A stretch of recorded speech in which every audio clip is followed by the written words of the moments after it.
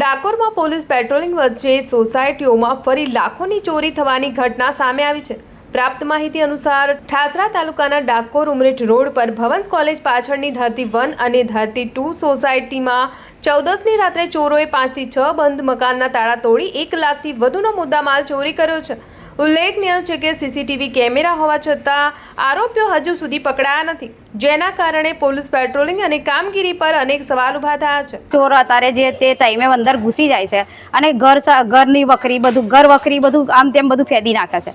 એટલે અમારી બધી મહિલાઓ તરફથી ચોરને એટલી જ વસ્તુ કહેવાની કે ઘર વખરી ખોટી ફેદી ના નાખે અને આવે તો ચોરી કરી અને વ્યવસ્થિત ગોઠવીને જતા રહે, બરાબર છે। પછી ખાલી ખોટા તાળા તોડે, તિજોરીઓ તોડે, એના કરતાં અમે ચાવીનું એડ્રેસ જ લખી દઈશું બહાર નેમ પ્લેટ આગળ જ, એટલે એમને ચાવી લઈ જઈને અને ખોટી મહેનત ના કરવી પડે, સીધા લોક ખોલી અને ચોરી કરી અને શાંતિથી જઈ શકે, ખોટી મહેનત ના કરે। એ તો એ રીતનું એડ્રેસ એમાં લગાવવાનું કહીએ છીએ કે ચાવી ક્યાં મૂકેલી છે તે એમને જાણ ખબર રહે કે ભાઈ આ જગ્યા પર ચાવી મૂકી છે, એ પ્રમાણે એનું એડ્રેસ લખીશું ચાવીનું।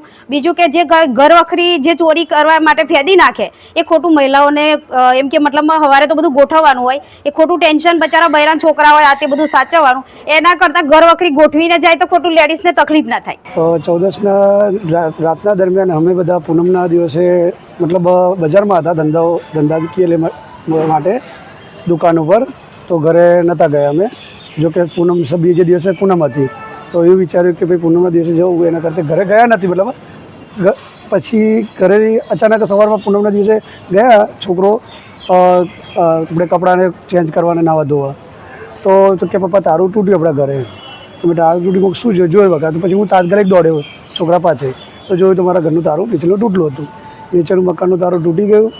તૂટલે જોયું તો આજુબાજુ પૈસાનો જે ડબ્બો હતો, અમે જે અમુક ભેગા કરતા હતા 50 રૂપિયા, 100 રૂપિયા, 200 એમ કંઈક 15-25 હજાર 30 હજાર જેવા હતા, એ ડબ્બો ખાલી લઈ ગયા છે અને ઉપરનું મકાનનું તારું તોડવાની કોશિશ કરી હતી, પણ ઉપરનું મકાનનું તારું મારું તૂટ્યું નહીં, જેથી કરીને અમુક જે દાગીના જે પૈસા હતા એ બચી ગયા। પોલીસને જાણ કરી અને પૂનમના દિવસ સવારમાં 7:40 હું પોલીસ સ્ટેશનમાં ગયો, તો જે કરલાવતી બેન જે બેઠા હતા તેમને એવું કીધું કે હું દીવા અગરબત્તી કરી લઉં પછી તમે આવો કે કચરા પોતું કરી લઉં। મેં કીધું કે સારું, કંઈ વાંધો નહીં। કેટલી રકમ ગઈ?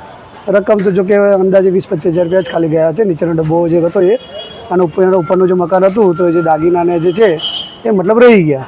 પોલીસને શું જરૂર, બસ જે એમ તો જો કે પોલીસ ધરતી રેસિડેન્ટમાં હોમગાર્ડ જીઆરડી મૂક જ છે, પણ એ 14ના ટાઈમે કદાચ એમને ખબર નહીં મૂક્યા કે નહીં મૂક્યા એમ।